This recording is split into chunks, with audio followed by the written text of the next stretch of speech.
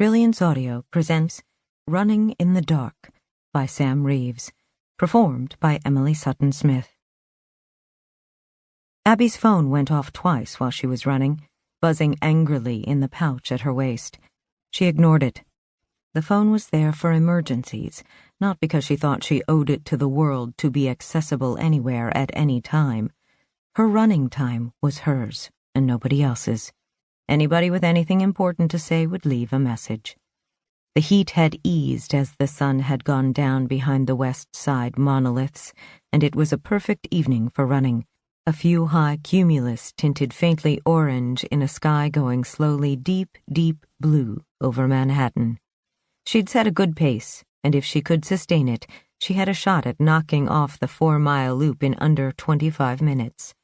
The path was not too crowded, and Abby didn't have to weave too much to dodge the strollers, loiterers, and miscellaneous humanity drifting through Central Park on a summer evening.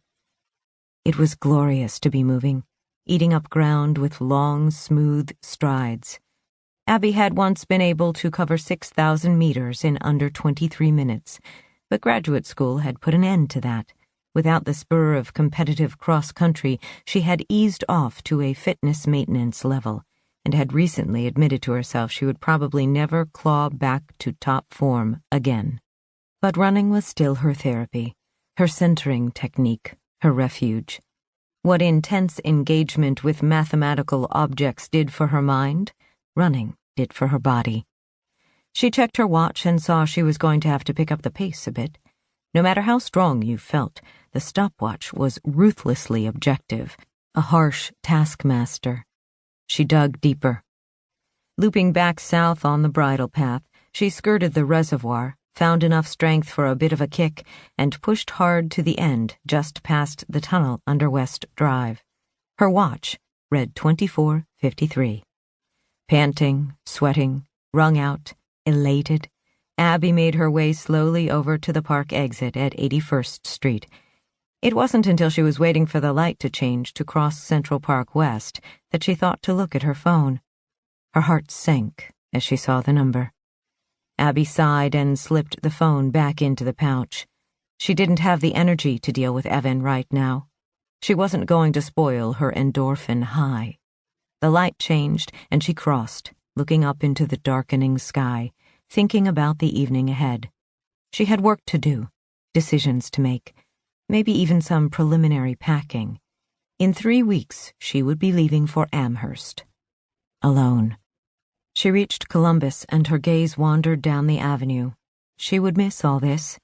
There was sadness in the prospect, but mostly there was a sense of freedom. A chapter was over, a new one beginning. With reluctance, she reached for her phone. Deal with it now, she thought. Get it out of the way so you can enjoy your shower and supper.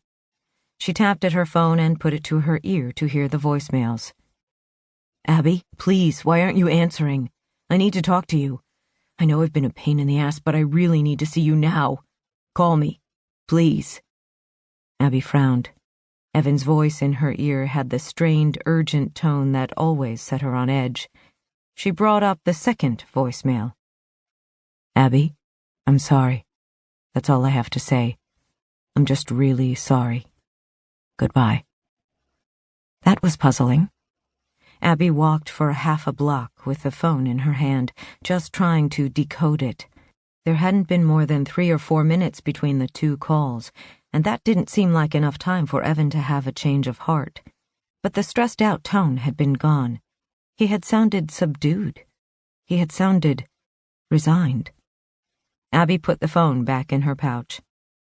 Resigned was good. The sooner Evan accepted what was happening, the better for everyone. Abby turned a corner and looked up at the windows of her apartment, as she always did, and was surprised to see the living room window glowing with light.